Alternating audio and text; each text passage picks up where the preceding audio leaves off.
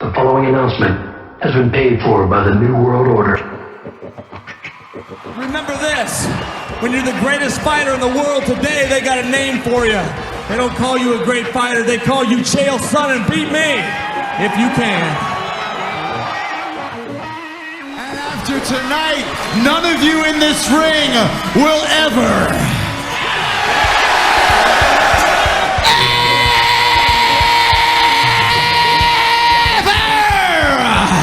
be the same again. You're talking to the Rolex wearing, diamond ring wearing, kid stealing, woo, wheeling dealing, limousine riding, jet flying, son of a gun, and I'm having a hard time holding these alligators down. Woo! I'm gonna drink a Coors Light. That's a Coors Light because Bud Light won't pay me nothing. And I have in my cold beer. You have your cold beer? If not, you are fucking jabroni.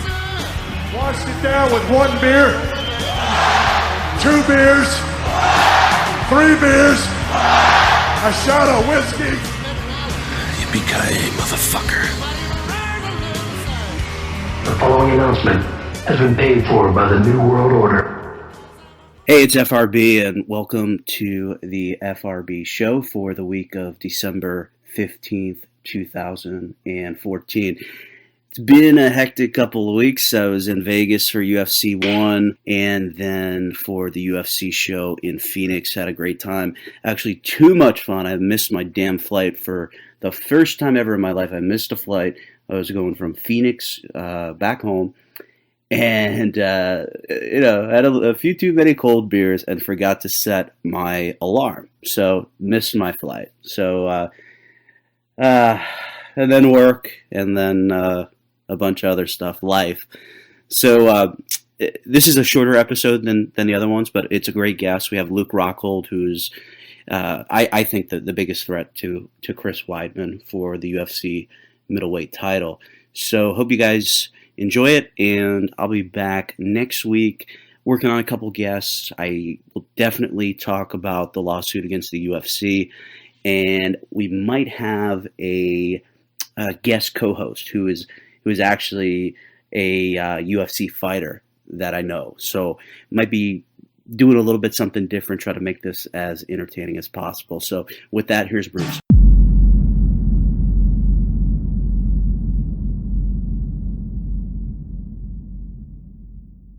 Welcome to the FRB Show, and when I told you a couple weeks ago that we were bringing the heavy artillery early, I wasn't joking. Today we got the former Strikeforce middleweight champion of the world, and I don't care what the UFC rankings say. You know, to me, there's a guy who's the champion. His name is Chris Weidman, and there's a number one contender, and he's my guest right now. His name is Luke Rockhold. What's going on, Luke?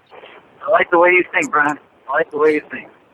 I mean, you're a very informed individual, so I'll take it. Have you seen those rankings, though, man? I mean, they have Anderson Silva as a number one contender, Jacare, who you beat in a 5-round match. You got number 3, Vitor Belfort, who has lost about 30 pounds in the past 6 months. Machida at 4, and then you're at 5. None of it makes any sense to me, to tell you the truth. Belfort, I understand. I mean, he should be the number one contender, given what he's done and where he's at. I have no idea where you put Anderson Silva at this point. Obviously, the Jacare, I don't agree with that. But yeah, I mean, it's very difficult. All over the place. I don't even know, who does who's the reporters, who's on the panel right now.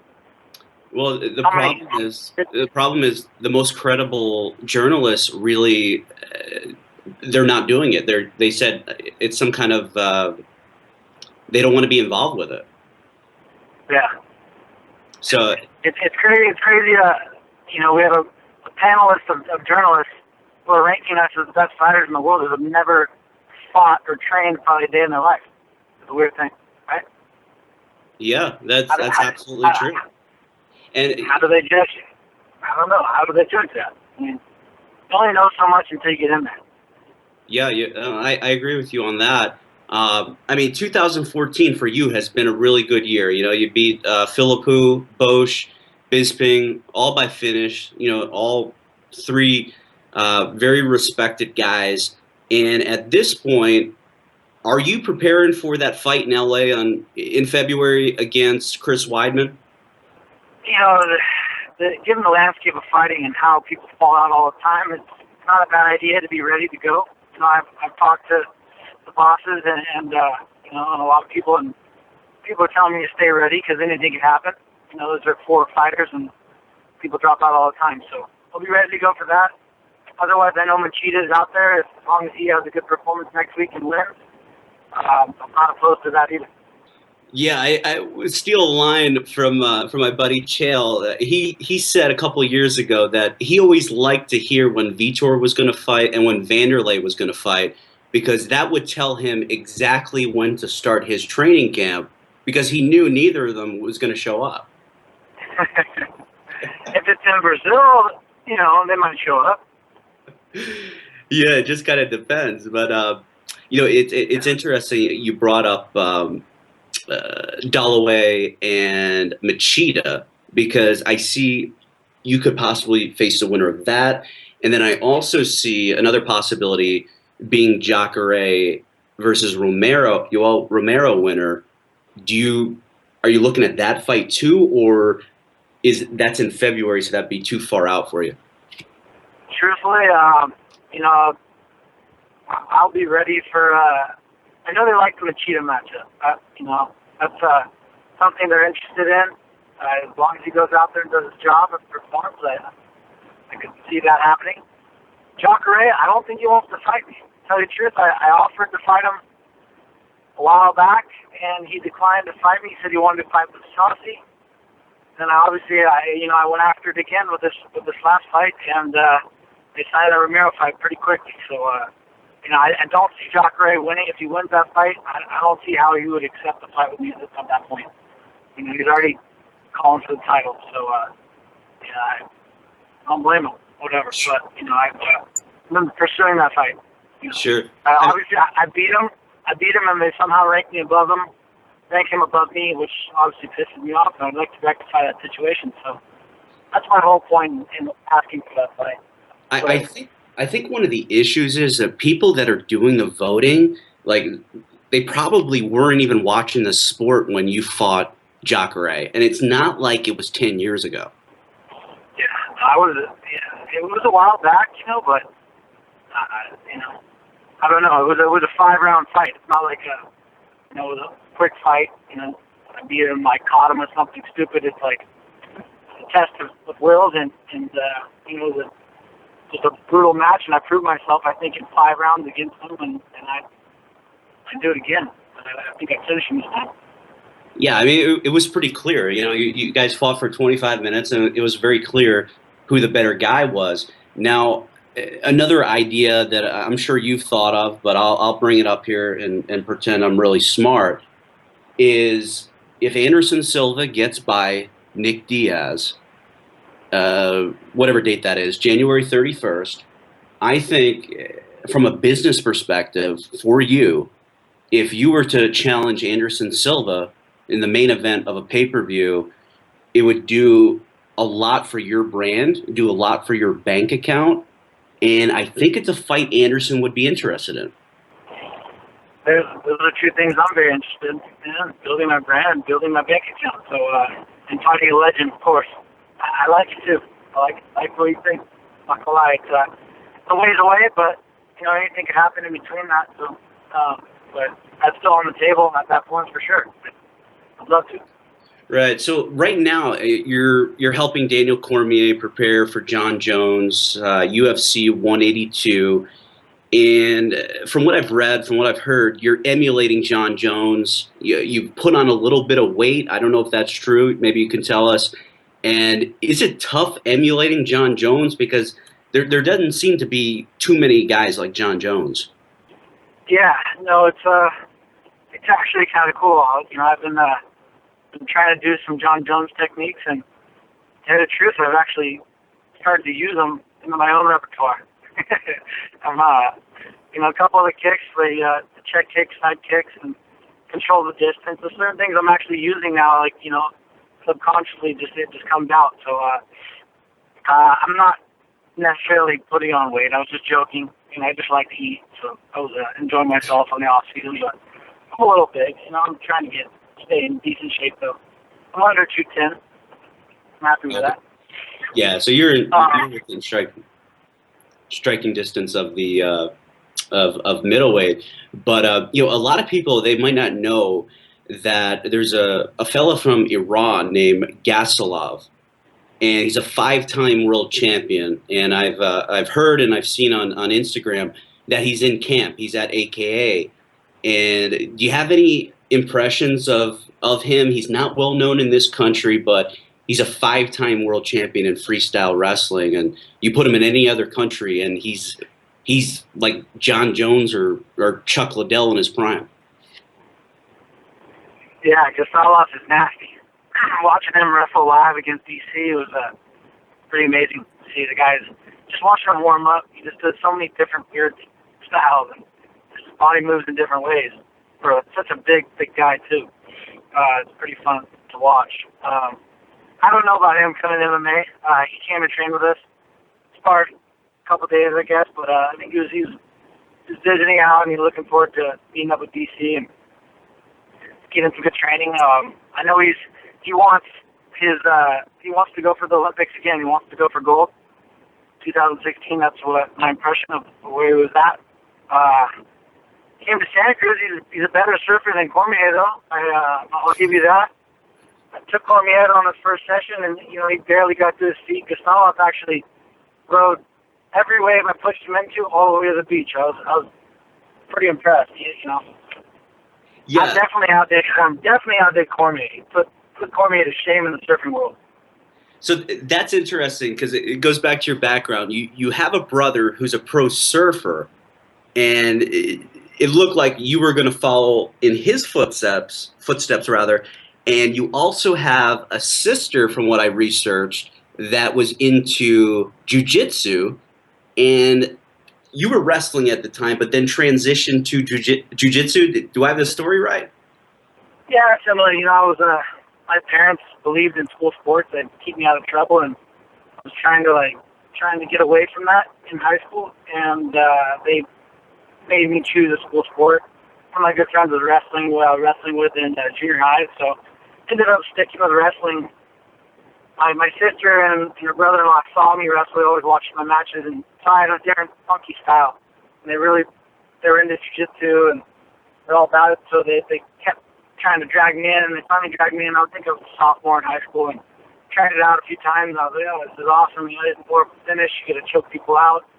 Not about just putting people on your back. It's more creative. So I dabbled with it a little bit in high school, but I was committed to wrestling to finish. And once I was finished with that, I jumped full into jiu-jitsu because I didn't really have that physical outlet.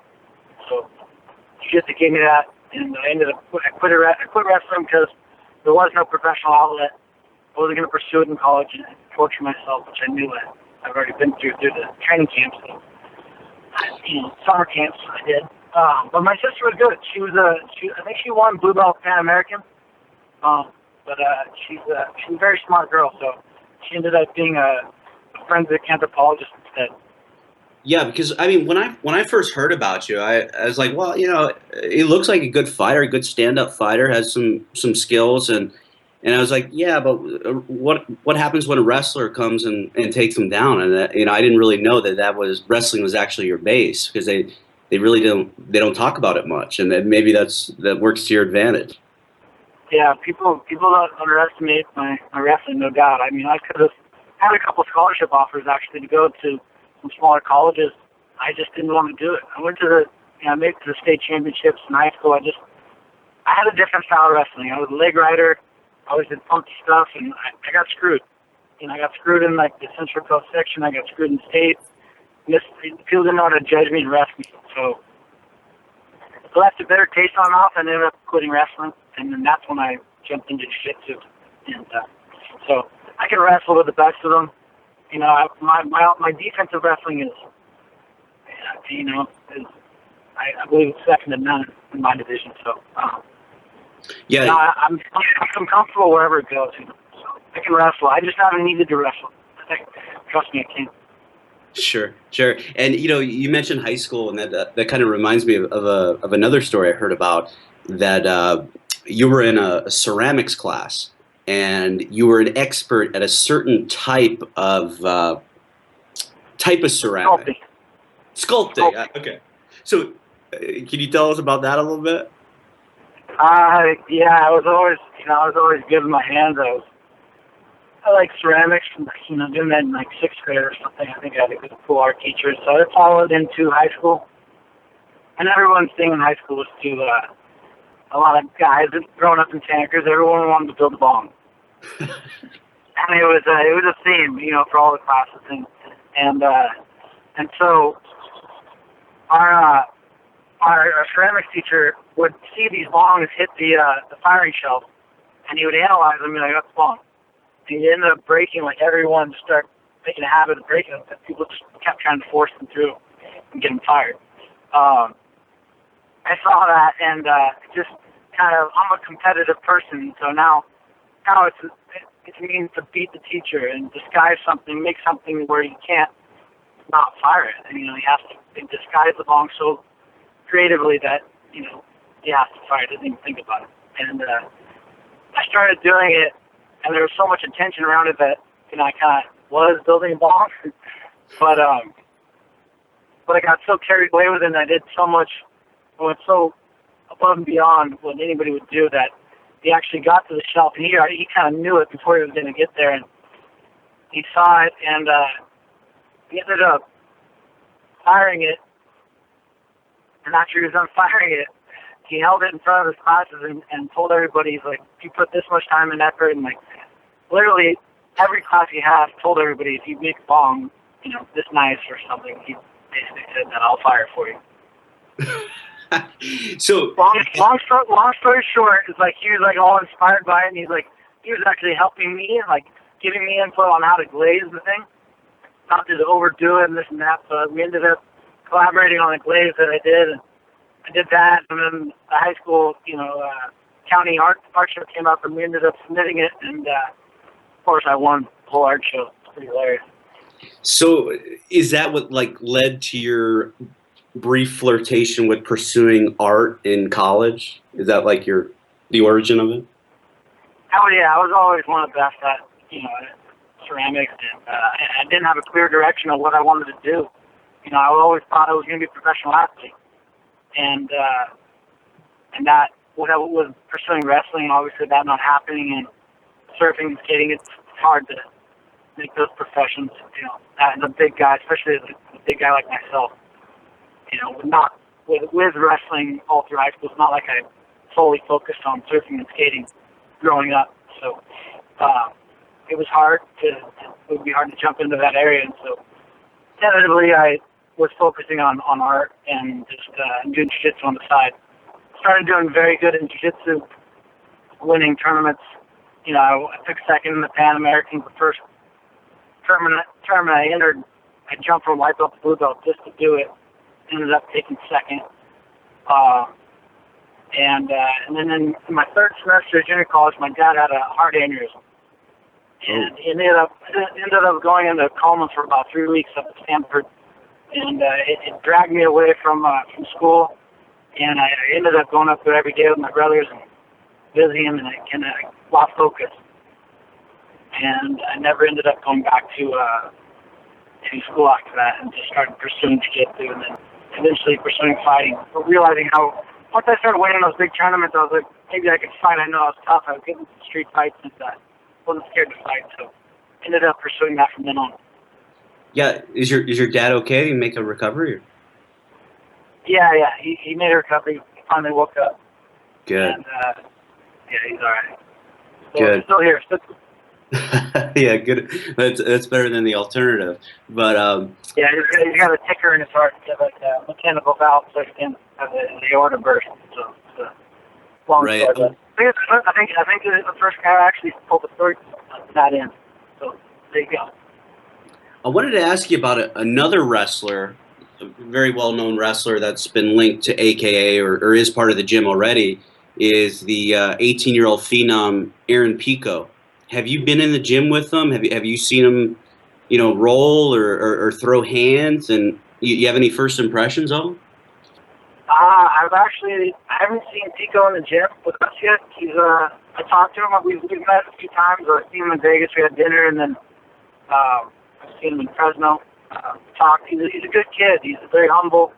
He's a hungry kid. He's determined. He wants a lot of things, and he's very good at a lot of things. I think he's just, it's about focusing the kid on one direction rather than trying to be the best boxer and MMA fighter and wrestler in the world. The guy wants everything, and so, he's got a good head on his shoulders, but he just needs to be have a good direction, have the right people in his corner to make sure he doesn't spread himself too thin.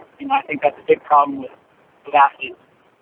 If you want to be the best in the world, you got to solely focus on one thing. So, he's supposed to come in, and I think January, he's talking about he has a little break, and he might come in January, December, so, or right around here. So we'll see. Hopefully he comes in. I've been impressed. I've watched his videos in boxing, and obviously I've seen him wrestle, and I know heard about him. We got a good feel for jiu-jitsu, I guess. So he seems like to be the phenom that they'd have to be. Yeah, I actually had a chance to meet him. I got a buddy, John Reeder. He's a national champion from Iowa State. I was at his wedding, 2 or 3 months ago. And Aaron was out there, and you just see this baby-faced kid, and just like you said, the most humble kid, and you're just like, there's the LeBron James of wrestling, and just very unassuming, hardworking kid.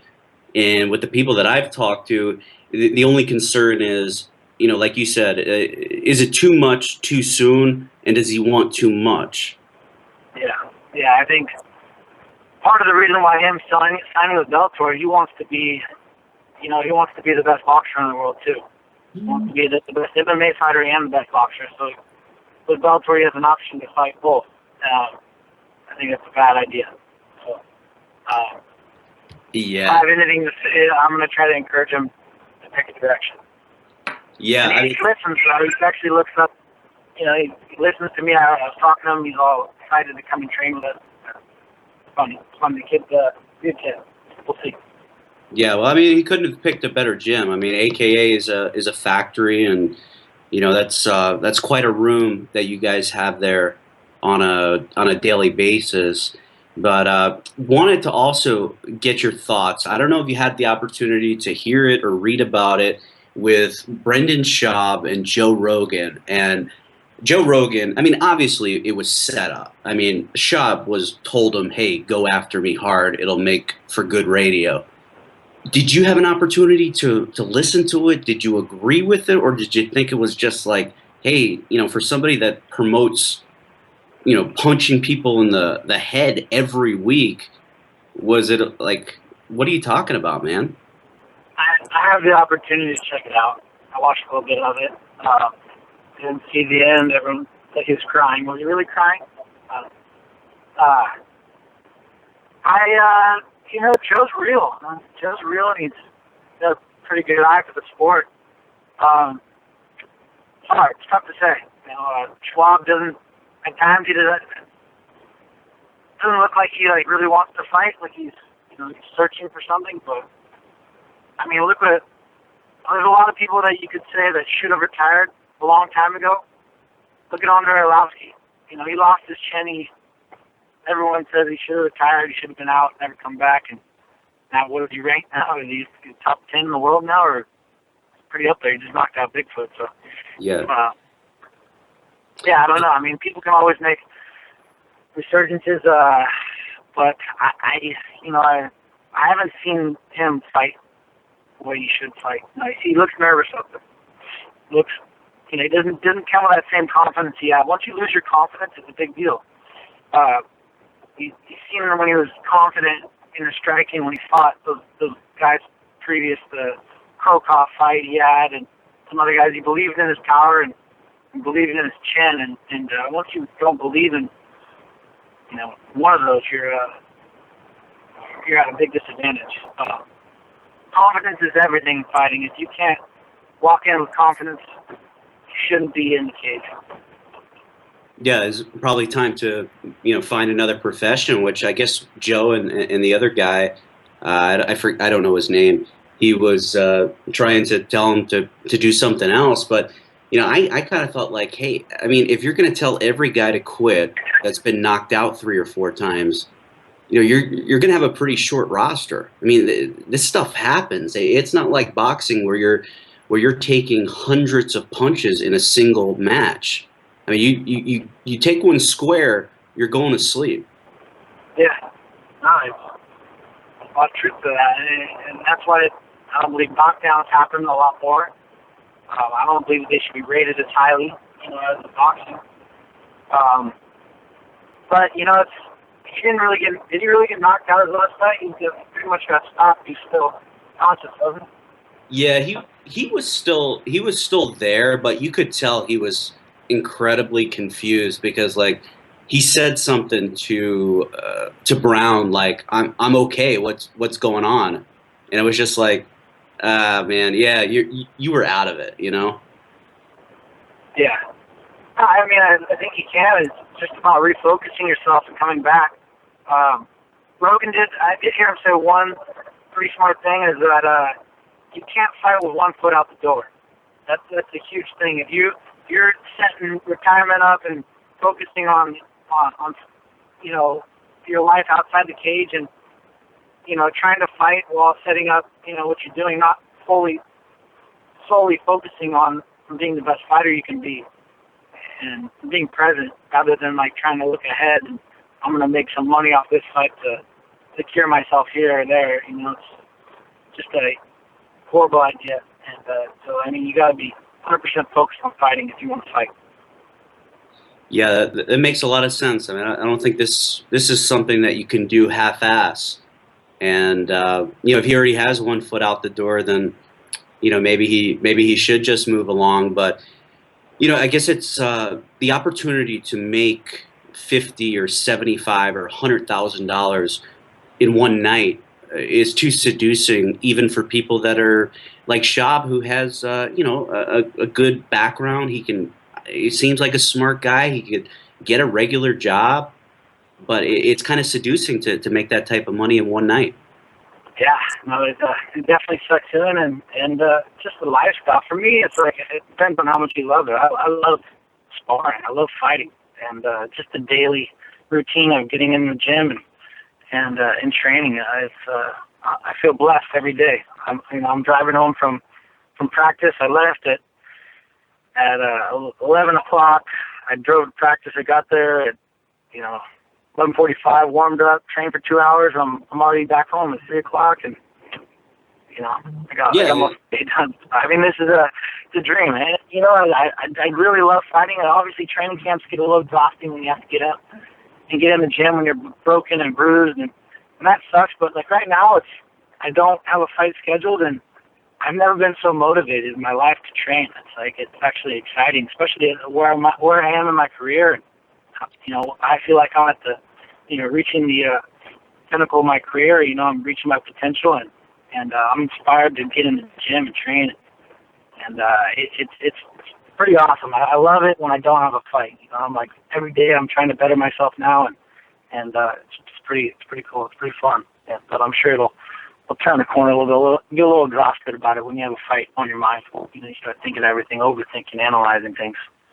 Sure. And this is on a little bit lighter note, and then I'll get you out of here. And but you probably know Chael's son is one of my really good friends, and his wife Brittany, she's beautiful. She's a really nice girl. She's addicted to reality television. That's all she watches, reality television. So you know where I'm going. You know where I'm going with this. So she sends me a text, and she's like, "Why is Luke Rockhold on Millionaire Matchmaker?" Like, I was supposed to know. I didn't know that you were on there 3 or 4 months ago. So how are you on Millionaire Matchmaker, and you're You told them like you hadn't had a girlfriend in 9 years. You got the movie star good looks. How does this happen? How am I not on Millionaire Matchmaker? What are you talking about? I don't know. I mean, I've built somewhat, I guess, of a reputation in the UFC for myself, and you know, I don't really have girls around because they hold you back, and I've been solely focused on being the best I can be in as a fighter. So I've kind of messed around a lot. I've been all over the board, but they approached the UFC like asking them about, you know, a good fit for their show, maybe one of the fighters, and pretty much everybody just immediately pointed the finger at me. So I happily obliged, and wait till you see the show. It should be pretty all time. Tentatively, I'll tell you my show should air January 29th is what they said tentatively. So we'll see. And what channel is that on? I'm not a reality show guy at it.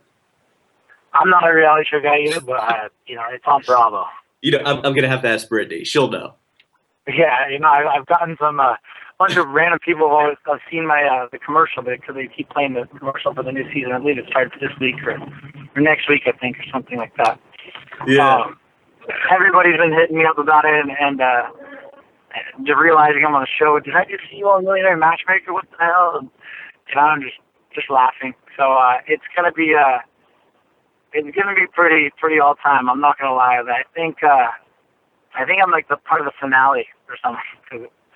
No shit. Some funny stuff happened on the show. I was trying to coast, but then I got caught at the end, and things kind of blew up in my face a bit. It's gonna be fun. It's gonna be good. So it's not like it's gonna be good reality TV. So it's not like you're on for like one episode. It's like a season. No. I believe it's one episode. I like one episode to myself, or I split with the one of the Real Housewives of Miami or something like that. I'm not exactly sure how it goes, but yeah, I'll have one episode, and they picked up like a bunch of girls for me. She picked a final group of 3 girls. I had to pick the 3 girls. I was supposed to pick from the 3 girls. Something there might have been, you know, change in the game, but I'm always changing things up, and it's gonna be worthwhile. I'm not gonna lie. There's a lot of fun stuff that happens. I don't know how much I can say, but I went my own path. Let's just say. Well, we'll have to watch it. It'll be the first Millionaire Matchmaker show that I watch. But just a couple quick things. I don't want to take up too much of your time. Just some quick hits that people on Twitter asked me to ask you. They wanted to know because they know like how well conditioned you are, and they were curious as to what your resting heart rate is. I have a really slow heart rate. Especially when I'm training, obviously, I don't think anyone trains as hard as me, cardio and anything. I put more work in than anybody, and everyone talks about Bisping's heart rate. I remember building up to that fight. I was getting as low as 32 beats per minute, I believe, you know, my resting heart rate. Okay. We were doing this machine. This guy's got it's a recovery machine, and it like they put all these heart monitors on you, and it reacts to that. It's called ECP, I believe, and kind of like these leg pumps, and it goes all the way up to your waist, and it pumps all the blood, like double pumps it through your heart, so getting a lot more oxygen, a lot more flow, and helps the healing process. And the machine was shutting down because I was getting below 34 beats per minute. I kept getting down to like 30. I got to 32 quite a bit, and so I would have to actually. I started drinking coffee, and before I had to come in, like eat some like dark chocolate and drink some coffee, just to make the machine work better. Wow. And this question is from Reed Kuhn, the author of Fightnomics. He wanted to know that the picture that you took on Instagram, what you're just hanging out at the beach or at a lake or something, and you have a copy of his book. Was that just a prop, or did you read his book? I checked in on his book quite a bit. You know, I did some homework. And it's interesting. You know, I'm a student of the game, and I looked into it. Gotcha. I'm not gonna lie. It was. I think I took a picture in Thailand. I was in Thailand, so try to catch up on my reading and traveling. Yeah, that reminds me. What were you doing in Thailand with a tiger? What was that about? We're going to get into the tiger now. Huh? The short version. The short version. I mean, I was out in Macau. I was guest fighter in Macau, and Swick has his affiliate gym of ours out in Thailand, and he created the amazing gym. Place one of the nicest gym I've ever seen. And he's been trying to get me out there, and he heard I was coming out, and so he convinced me to come out for a few days. I had a few days on my schedule, and I ended up going out there, and we pretty much ran the gauntlet of Phuket. Just did everything you could do in 3 days, and got in there with the snakes, saw the tigers. That's about it. That's all that happened with the tigers. Just saw them, and then did it all up. Truthfully, I'm in there with a tiger, and I'm like, I always like to push the envelope. I want to do something different. I'm not gonna lie, and I was just kind of playing it by ear, and I was like, what if they wouldn't let me get close to his head, and I was like, I wanted to like fake choke the tiger, and just joking around, posing for pictures at least, and like I was sitting behind it, making me sit behind it, and the thing's balls are sticking right out, and like oh my god, and then I'm like there's fucking balls. Excuse me, I was just pointing to him, and then like the trainer's like, grabbed him. I'm like, what are you talking about? And he's like, grab him. He's just like joking around. He comes back and he grabs him right in front of my face. I'm like, are you serious right now? And I looked at the tiger. He didn't like react too much. And then, oh boy, okay. Real quick. Grab the camera slick and just got the quick snap of the picture. And people blew it way out of proportion. It was just cupping them. I didn't have a firm grip. Trust me. This thing was lively. Right. And people want to talk about how they're drugged and everything. And you see, I mean, I barely touched them, and the thing turned around and looked at me straight in the eye. I put the video out on, to follow the picture, just to make people realize. And the thing, stared me square in the eyes, and I was just like, oh shoot, no. I'm sorry, buddy. But it was like right after that, it was funny. There's another cat walking the yard, like about 100 yards away almost. And the thing caught it on the corner of its eye, and it jumped up faster than I've seen a tiger and just spun right for us. And we had to jump out of the way because it was like it saw a female across the yard it really wanted to get to. And the thing was lively. I'm not going to lie. So did you have a contingent? I guess, what's actually the funniest part about this is like people are like, a lot of people talk about their drug tigers and this and that. Somebody got mauled actually about 2 weeks after I was there. For grabbing their balls? No, I don't. I hope I didn't start a theme with that, But somebody was just in there with a tiger. You don't want to piss off the tigers when you're in the cage. So trust me, I'm not the guy to try to piss off a tiger and go, square off with one. But I think you were the one who upset it, and then the guy paid for what you did. I think I just made him happy. I was just giving him a little, Who doesn't want their balls cut? Who doesn't want their balls cut? Come on. Right. Yeah. It's a very, very comforting thing. All right. Well, I couldn't. We'll leave it at that. I ran out of that.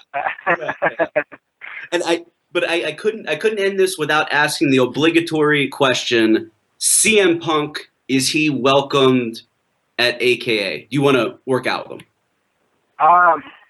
He's welcome. I mean, it's. Yeah. he's welcome. But I don't mind guys coming to the gym to train. The more guys, the better. Especially my weight. It's nice. We got a lot of big guys. I end up getting thrown in the mix with. So another guy my size is not going to hurt. It's a little more attention. Obviously, it's never bad. Never bad for you. So whatever. But I can kind of see, like, if he was in there, the place would turn into a circus. I mean, we got Cain Velasquez in the gym, Cormier, myself. We got a pretty high-profile gym. We keep it tight. I mean, if he's in there, I mean, it's not gonna be that big of a change. Gotcha. All right. Yeah, that makes sense. Hey, Luke, thanks for the time, man. And looking forward to see what that next fight is, because everybody I talk to, they say if there's one guy that can beat Weidman, it's Luke Rockhold. It's not Vitor, after he's off his medicine, and it's not any of the other jokesters that they got ranked ahead of you. If there's a guy that can take this guy down, it's you. So looking forward to what that next fight will be, and best of luck to you in the future, man.